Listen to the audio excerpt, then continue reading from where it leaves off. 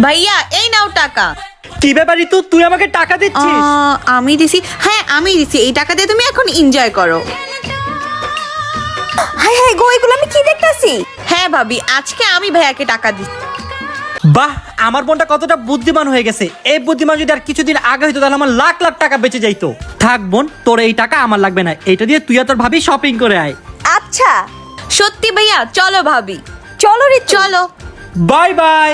Sir কেমন আছেন? হ্যাঁ আমি ভালো আছি। আপনি বিজনেসের টাকাটা পেয়েছিলেন? কোন টাকা? ওই যে ঋতুকে দিয়ে যে বিজনেসের টাকাটা পাঠালাম। ঋতু, জি ভাইয়া বলেন। এই টাকাটা নিয়ে রাকিব স্যারকে দিয়ে দিবা। আচ্ছা, এটা কিসের টাকা? এটা তার বিজনেসের টাকা। আচ্ছা ঠিক আছে। কি? ইয়ে, কতগুলো শপিং!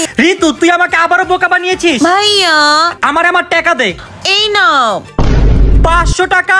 আমার বাকি টাকা কই? শপিং শেষ, চলো চলো ভাগি। তাড়াতাড়ি